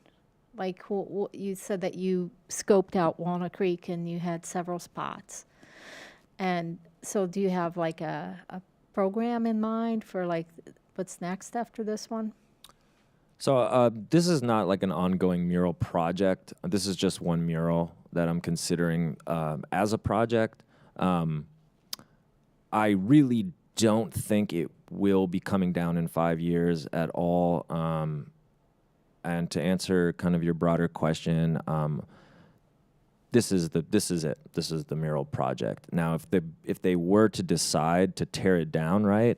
I have asked that question to my manager, and I said, you know, what if this thing does come down in, say, 9 years or 7 years? You know, would it be something that Trinity Center could keep in mind for whoever the coordinator is in 9 years to go for another one in Walnut Creek? And they said, yeah, absolutely. You know, we can kind of think of that loosely and budget it in and all that. So on one hand, it is just this mural. depending on what they do with it and the wall, it could be a longer mural project. Okay, thank you. I have, just for clarification, so you talked about stages on this project. So clarify for me, if it's approved here, do you have enough funds to build what you're showing us? Yes, we have enough funds to do the initial section of the wall. But it doesn't include a plaque. Well, I think it could include some sort of QR code. I don't think that's a crazy expense it just might not be as impressive of a display for the QR code. But I think at this point we have the funds to do the initial section of mural, and we will make sure that there's some sort of story. Like I think without some sort of storytelling element, the mural loses a lot of its value, the reason why we're doing it. So I think we'll make sure there is a QR code, even if it's a sticker. But I would definitely prefer that it be, something more prominent. I think it would be a better look, and yeah. Thank you. Yep. Who is paying for the mural? Is it Trinity Center? It's Trinity Center through sponsors of Trinity Center. So Trinity Center fundraised for the mural and has a handful of private donors. Great. The other question is about the cars. And there's some great pieces of the mural that go pretty low. Do you have a feeling for how much the cars are going to distract from that part of the mural? Would that be the right word? I'm talking about this whole bottom piece that it looks like Honda must park their cars there, Yeah, right? I think a great question, and one we were very much prepared for. This is part of the Honda lot, so we definitely can't guarantee there will never be cars parked in front of it. It's definitely their secondary lot, so if you go by it on any given day, sometimes there's a handful of cars, sometimes there's no cars. I think right now it's pretty much clear. I think generally the idea is that the mural needs to stand alone even if the cars are there. So of course we'll lose something by having the cars in front, but we want the main visuals of the main concept of the mural to still be relevant without the bottom section. Any other questions? Are there any public comments? Do you have anybody? Yeah, we're checking the Zoom feed right now. All right, no Yeah, we do comments. not have any public comment at this time, Chair. Thank you. All right, thank you. So now we can go on to commissioner comments before somebody makes a motion. Sure. So I just have some comments. It's about time we have a project here in Walnut Creek that is a mural that was originated from the heart, a mural that is really organic and that has diversity and is going to add a pop to that very ugly spot of Walnut Creek. I agree with my fellow commissioner on that. And I'm impressed by the organization around it and the milestones that you've achieved and bringing in such a well-established at this point artist. So I thank you for that. Thank you again. And I'm excited to get this and many more coming. Thank you. I agree with Commissioner Klauber. Great job. I'm really looking forward to seeing this mural. There's some words at the bottom of the mural that I hope don't get lost with cars in front of it, which is it can't rain all the time. And the other words, and I'm just wondering if it can't rain all the time, could go up near Onward, could go somewhere else. Like I hate to have that covered because it's such a great line. Anyhow, I'll leave it up to you and the artist. I think there's certainly some, I'm hesitant to say that the design is fluid because we do want your approval on the design. But I think certain factors like the layout we can move that up, yes. I love it. Thank you very much. Anything? Commissioner Manuel? I've known about the Trinity Center for a long time, and the work you do is absolutely amazing. And for you to be able to do that every day and see what you do and work with people who are struggling so hard is a real testament to the power of you. So thank you for what you do. And Trent, with your artwork is amazing, and how you gather people together, and make them feel part of the process is really just incredible. I wish you well, and I just think it's wonderful, and I hope it's not the last mural, and maybe we can figure out another wall somewhere. Thank you. Well, I echo everybody's comments, and I just think it's a terrific project, so I'm really grateful that Trent and John you're taking this on, and it's going to be a real credit to Trinity Center and a real gift to the community, so thank you. Thank you. And thank you to Honda, too.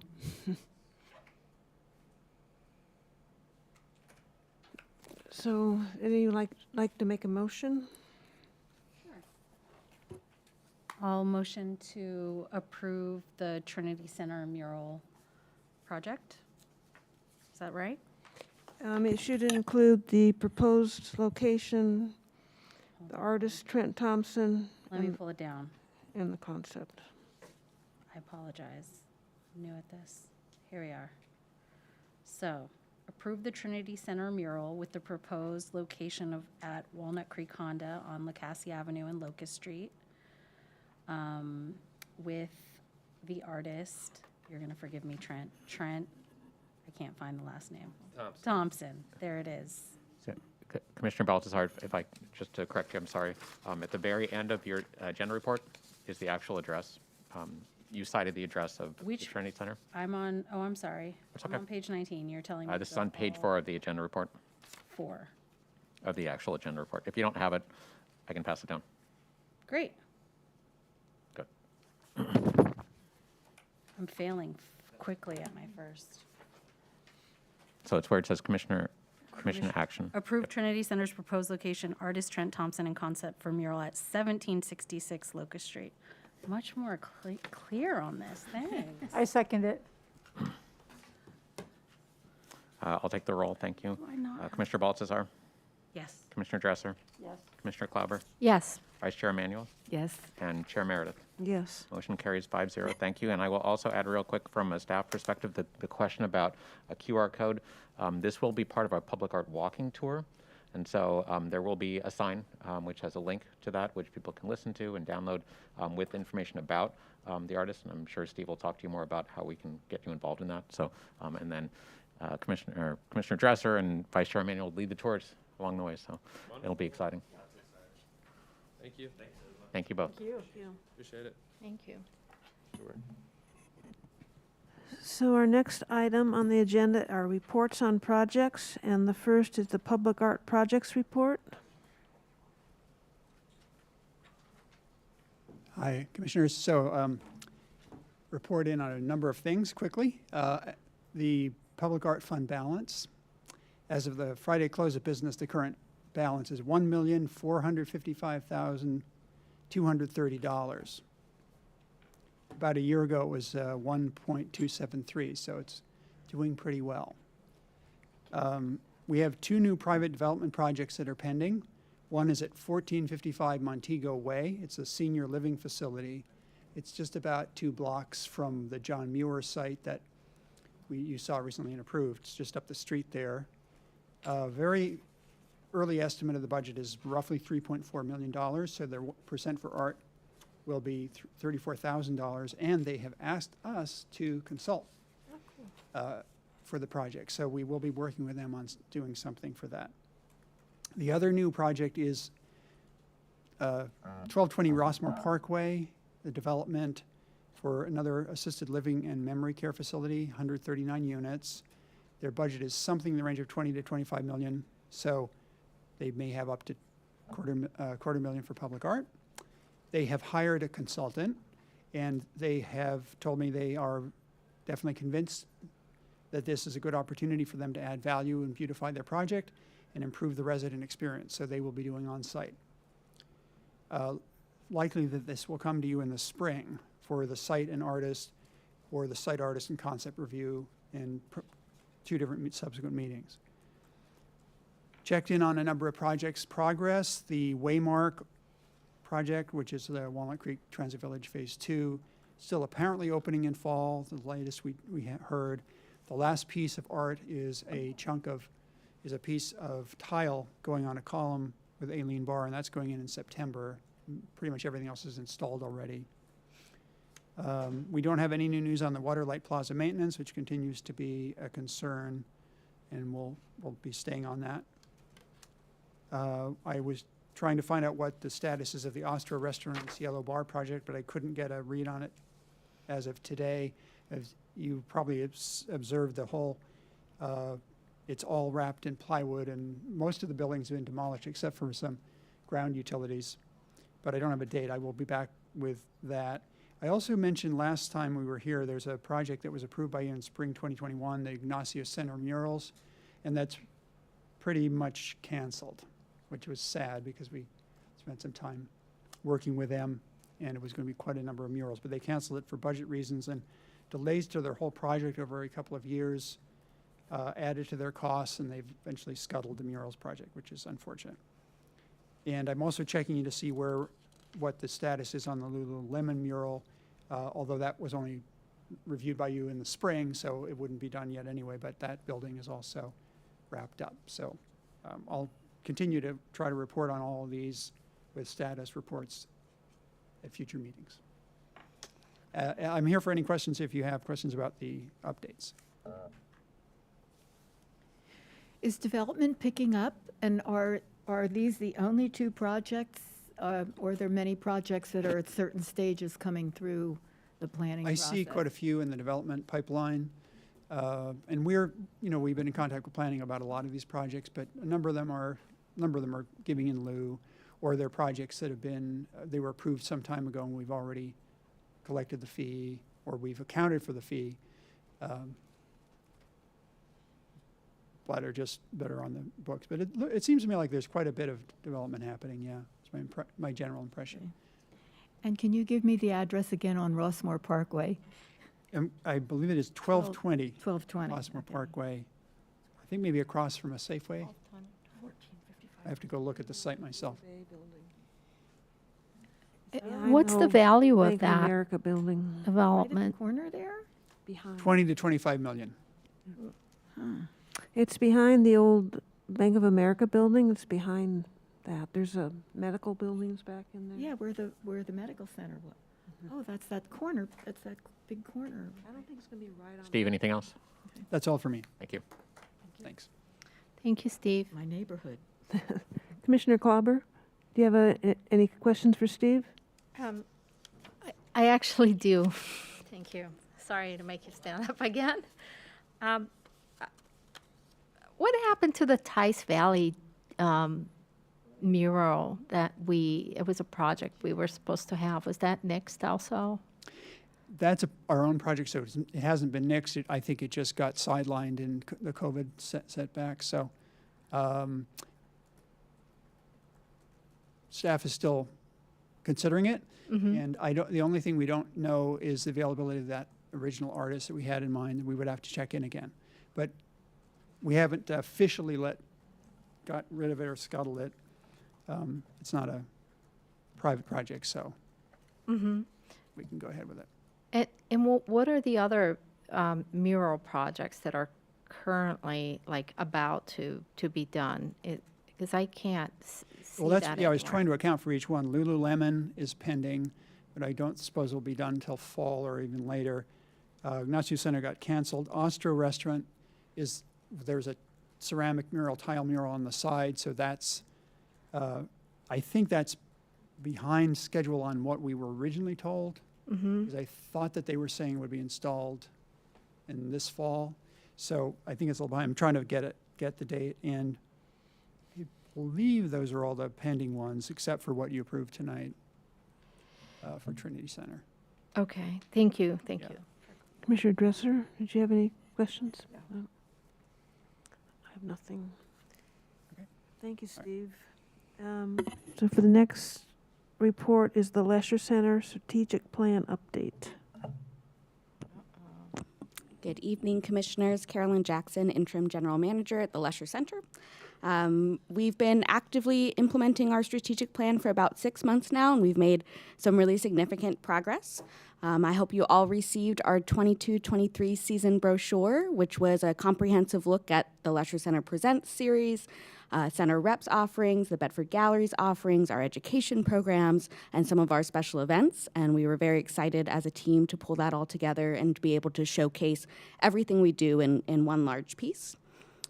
We are actively planning for our first major festival. Fiesta Cultural will be June 20th through 25th, and a celebration of Latin art of all forms. We have an artist committee who's helping us with those plans. They're local artists, visual art, theater, and also music. And then we're working with the DeVos Institute as well on some headlining artists. We've secured Arturo Sandoval as one of those headliners. The Lesher Foundation is also hosting Ana Navarro during that time for their Newsmakers series, and Center Rep will be in the last few performances of In the Heights. So we're starting to really shape up what this can be, and it's a completely new endeavor, so we'll be learning quite a bit as we go. We're also working on our plans for 23-24 as we move into our 3-year artistic planning. That's something that Bedford Gallery has been on a longer-term plan for a while, and we're moving Center Rep and the Lesher Center Presents series onto that longer-term horizon. And we'll be having the first meeting of our programming committee within the next few months as we kind of merge some of the efforts between DRAA, Diablo Regional Arts Association, our nonprofit partner, and the staff planning of our programming. We were thrilled to launch a new Lesher Center website. I hope you've all visited. We're really excited by the new look and feel and the way that it incorporates access to all of our programs from that one main landing page. And then we're currently behind the scenes working on the redesign of the Bedford Gallery site. So you should see that launch within the next month. It'll have its own distinct look and feel, but one that pairs really nicely with the new Lesher Center site. So when you go between the two, you'll feel like they belong together and that they're part of a series. We've also launched our new membership program in partnership with Diablo Regional Arts Association.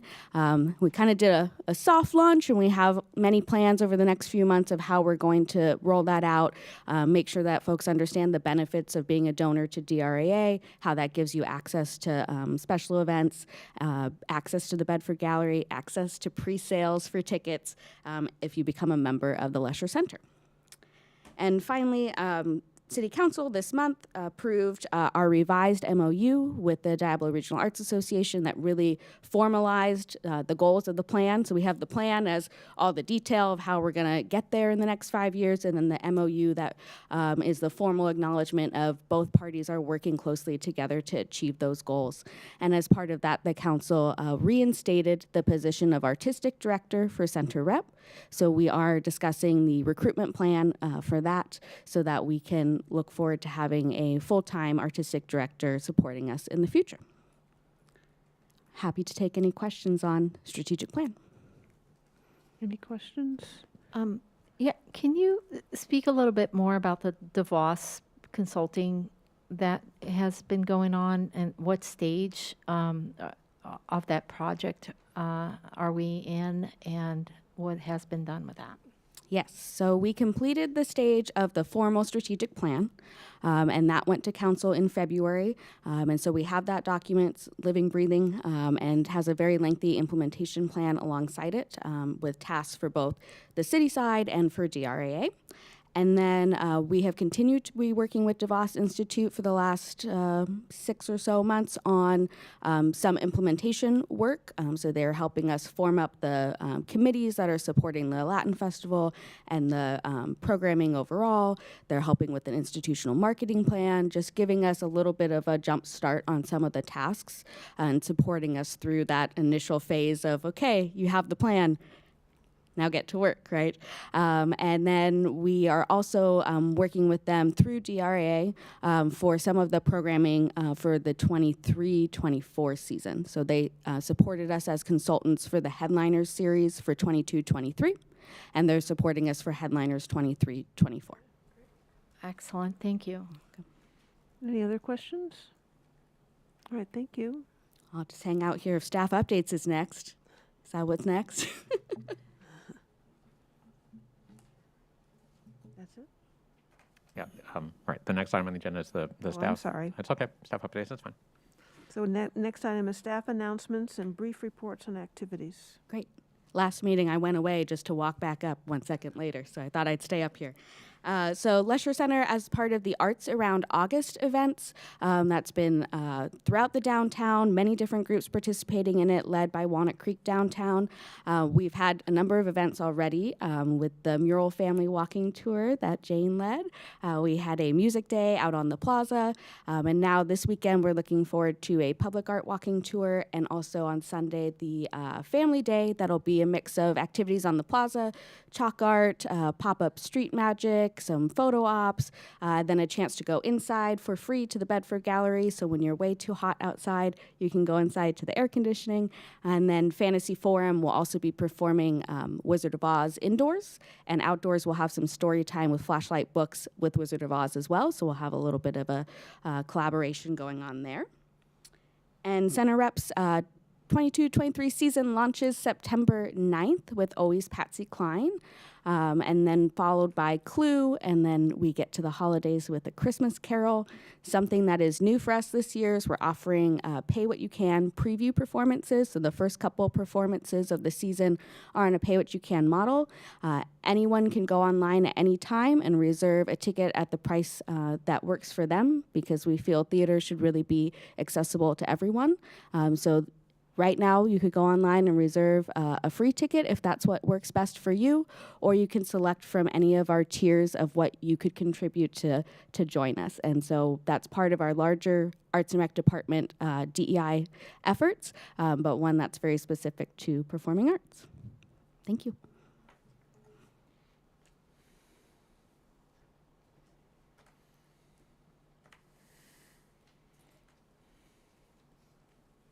Good evening, commissioners.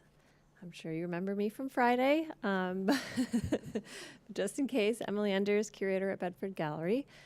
Carolyn already talked about all of our Arts Around August events, which there are many, all free to the public. We opened our season in July this year, so we've swapped from going from a fall season opener to a summer season opener for fiscal reasons. If you haven't been to see Cultural Currency yet, go see it.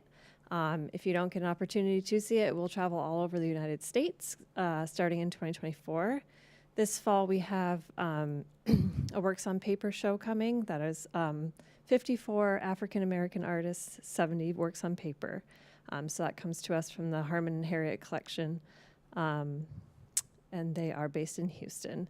But my most exciting news is that we relaunched our school tour program. Thanks a lot to Jane. And so we launched that last week. We've had a ton of signups, lots of interest, and it feels like things are kind of going back to normal, returning to normal, and we're going to have lots of kids in the gallery this fall, so we're thrilled. A few things from me. Thank you, Chair. If you are not aware, the D'Iberville Regional Arts Association hosts their annual fundraiser called On Broadway. It's on the Rodney Plaza at the Lesher Center on October 1st. If you have interest in attending, you may reach out to the DRA website, which is dra.org, or you could talk to me. I'd be happy to see you there. That's one. Two, I want to share with you exciting news. I think I touched on this before, which is you will be joined at your October meeting by a youth member. We're going to have what's called a preferential vote for a member of the community who is youth. This is an initiative that was sponsored by the city's Youth Leadership Commission, endorsed by the City Council on August 2nd. And so it'll be, I think, even today, they started the recruitment process for this. So if you know of anyone who is probably high school age that has interest in this, see me. I can give you the information about the application. Chair Emeritus is going to be part of the interview process. We'll have and I'll tell you what a preferential vote means in a second, but this is going to be a vote for our commission, your commission, the Pros Commission, and the Transportation Commission. So a preferential vote is a member will be seated up here with the five of you, can ask questions, can provide comments, be almost a full member of the body, with the exception of their vote doesn't, quote, count, but they will have the opportunity to vote first. Rather than like you motion, you second, you approve it, and then we would go to them. It seems a little silly, so we're flipping that. So they can weigh in and share their opinions first. It counts other than the official vote. So this is a model that works in other communities. It's an exciting way to get youth involved. So we're thrilled that this can be happening. So stay tuned. In October, you'll have a new person sitting next to you. That's two. Three more exciting news. You all know Miley Ogasawara Garcia. She's the program manager out of the Center for Community Arts, Shadelands. She had a baby. This came, what day was that? August 5th? 4th? Thank you. August 4th. And I can't remember the name, but it's a girl, and very exciting for Miley and her family. She'll be off until December, January on leave. In the interim, we have Sandra Naughton, who you've met. She's our business manager. Sandra has graciously agreed to step in as interim program manager out there at Shadelands. She wanted me to share with you. She's online, but she asked me to share with you a few things happening at Shadelands. Classes begin September 12th, which means registration is going on right now. If you or your friends or family have interest in signing up for classes, please do so on our website. And then we're also taking applications right now for what we call our holiday handcrafted sale, which takes place in December 3rd and 4th. So if people want to be part of that, if they participate in our programs or their teachers, they can sign up. So that's exciting. And then 1, 2, 3. Oh, my last one is on my left. Is Monica Logan.